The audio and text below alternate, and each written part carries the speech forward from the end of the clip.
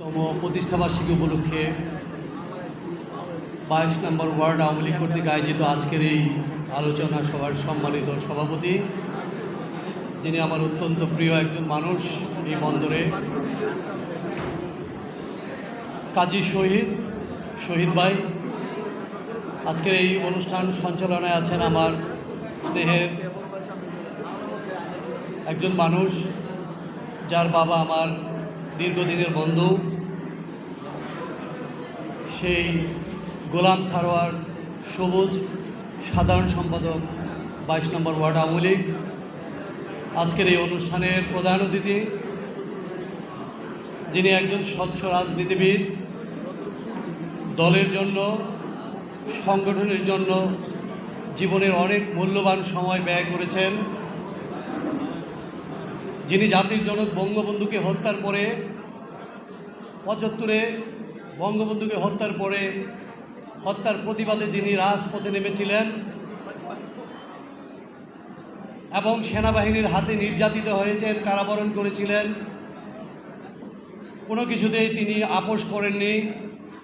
জননেত্রী শেখ হাসিনার অত্যন্ত স্নেহভাজন,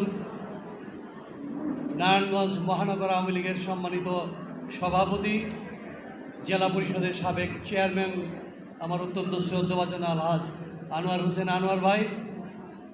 আজকের এই অনুষ্ঠানের প্রধান বক্তা হিসেবে যিনি উপস্থিত আছেন, যাকে নারায়ণগঞ্জের মানুষ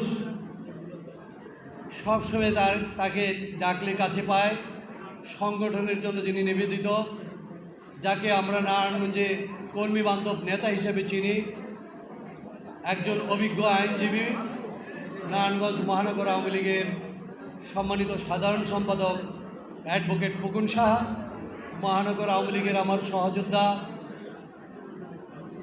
19 থেকে 27 নম্বর ওয়ার্ডের নবনির্বাচিত সভাপতি, সাধারণ সম্পাদক, সহযোগী সংগঠনের নেতৃবৃন্দ, আমার ভাই বোনের আসসালামু আলাইকুম। প্রধান অতিথি এবং প্রধান বক্তার বক্তব্য আমরা শুনব। যেহেতু আমাকে কিছু বলার জন্য সুযোগ দিয়েছেন, আমি দুই একটি কথা বলে আমার বক্তব্য শেষ করব। আজকে এই প্রতিষ্ঠাবার্ষিকী নিয়ে আমাদের আলোচনা হওয়ার কথা। যাই হোক, আমাদের আজকে অ্যাডভোকেট পলু আমাদের এই প্রতিষ্ঠাবার্ষিকীর জন্মলগ্ন থেকে কারা এই আওয়ামী লীগের দায়িত্ব পালন করেছেন তিনি বলে গেছেন। আমি ওই ব্যাপারে আর এগোচ্ছি না, দুই একটি কথা বলবো। এই দলের জন্য, নারায়ণগঞ্জে মহানগর আওয়ামী লীগের দায়িত্ব নেওয়ার জন্য জননেত্রী শেখ হাসিনা উনি নির্ভর করেছেন আলহাজ আনোয়ার হোসেন এবং খোকন শাহর উপর। তাই শেখ হাসিনা তাদেরকে এই মহানগর আওয়ামী লীগের দায়িত্ব দিয়েছেন।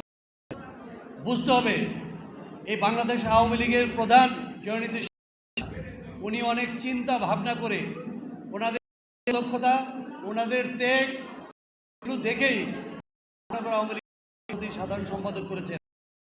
আমরা কেউ তার বিরুদ্ধে কথা বলে থাকি, আসলে এটা ঠিক না। তারা বলে আওয়ামী লীগ করেন, কিন্তু দলের মধ্যে এই বিভাজন কোনো মানে হয় না। দলকে ভালোবাসলে, আপনাদের কথা থাকলে আসেন, আমরা বসে কাউন্সিলিং করেন, কথাবার্তা বলেন, কিন্তু এইভাবে এক ভাই আরেক ভাইয়ের বিরুদ্ধে কথা বলবেন, এটা আমাদের দলের দুর্বলতার প্রকাশ পায়, অন্যরা সেই সুযোগ পায়, এটা হতে দেওয়া ঠিক না। আনোয়ার ভাই রাজনীতিতে অনেক নির্যাতিত হয়েছেন, খোকন শাহ অনেক ত্যাগ স্বীকার করেছেন, নির্যাতিত হয়েছেন। তার মার মৃত্যুর সময় তার মুখাগ্নি করতে পারেননি এই বিএনপি সরকারের পেটোয়া বাহিনীদের কারণে। তারা তারপরে দলটাকে ধরে রেখেছেন। সুতরাং আমরা কাদের বিরুদ্ধে কথা বলছি? আনোয়ার ভাই এবং খোকন শাহ তারা একজন সৎ রাজনীতিবিদ। আমার দীর্ঘ রাজনীতির সময়ে আনোয়ার ভাইয়ের সাথে আমি রাজনীতি করেছি, খোকন শাহের সাথে রাজনীতি করেছি। আমি তাদেরকে কোনো আর্থিক কেলেঙ্কারির কথা, লেনদেনের কথা কোনোদিন এটা চিন্তাও করা যায় নাই। তারা দলকে সুসংগঠিত করার জন্য আমাদের নির্দেশ দিয়েছেন। এই বন্দরে বিশেষ করে প্রত্যেকটা ওয়ার্ডের যখন এই কমিটি ছিল না, আনোয়ার ভাই, খোকন শাহ, বিভিন্ন ওয়ার্ডের আপনার নেতারা এখানে অনেকে উপস্থিত আছেন, মিনিমাম 200 মানুষকে প্রত্যেকটা অনুষ্ঠানে আমার ব্যক্তিগতভাবে ফোন করতে হয়েছিল। আনোয়ার ভাই, খোকন শাহর নির্দেশে যে সবাইকে ডাকো, যেহেতু কমিটি নাই, এই কমিটি এই লোকজন গেলে তাদেরকে নিয়ে আসো, এবং আপনারাও আসছেন এই দলটাকে সুসংগঠিত করার জন্য আপনারা সহযোগিতা করেছেন। আজকে আনোয়ার ভাই, খোকন শাহ যে কমিটিগুলো করে দিয়েছেন তারা প্রত্যেকেই ত্যাগী, আর যারা আসতে পারেন নাই তাদেরও সুযোগ আছে।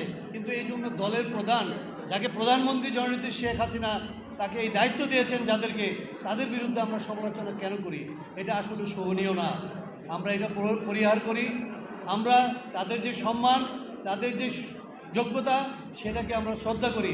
আগামী দিনে এই 9টা ওয়ার্ডের যারা দায়িত্ব নিয়েছেন, দায়িত্ব পেয়েছেন, আপনারা সবাই দলটাকে সুসংগঠিত করার জন্য আনোয়ার ভাই এবং খোকন শাহর নির্দেশে আপনারা ঐক্যবদ্ধ হয়ে কারো বিরুদ্ধে কোনো কিছু বলার দরকার নেই। আমি আহ্বান করব, আপনারা যারা ভুল করছেন এবং এই সমস্ত মিথ্যা কথা আপনারা রটাচ্ছেন, আপনারা আনোয়ার ভাই, খোকন শাহর সাথে কথা বলেন। আপনাদের সুযোগ আছে। আপনাদের সামনে এই আমাদের 9টা ওয়ার্ড নিয়ে একটা থানা কমিটি হবে, মহানগর কমিটি হবে, সেই জায়গায় অনেকেই প্রোভাইড হইতে পারবেন। সেই সুযোগ করতে হলে আনোয়ার ভাই, খোকন শাহর কাছে আপনাদের আসতে হবে, তাদের সহযোগিতা নিতে হবে। ওনারা চিনে কে প্রকৃত কর্মী, সেটা বুঝেই আনোয়ার ভাই, খোকন শাহ এই মহানগরের 9টা ওয়ার্ডের নেতাদের নেতৃত্ব ওনারা দিয়েছেন। তাই আমি আমার বক্তব্য দীর্ঘায়িত করব না। আগামী দিনে আমরা যারা আছি এই মহানগর আওয়ামী লীগের নেতৃত্বে, আনোয়ার সাহেব এবং খোকন শাহর নেতৃত্বে আমরা মহানগর আওয়ামী লীগকে সুসংগঠিত করব, এই প্রত্যাশা রেখে আজকের এই আয়োজন 22 নম্বর ওয়ার্ড আওয়ামী লীগের নেতৃবৃন্দকে ধন্যবাদ জানিয়ে আমি আমার বক্তব্য শেষ করছি। খোদা হাফেজ। জয় বাংলা, জয় বঙ্গবন্ধু। এই পর্যায়ে বক্তব্য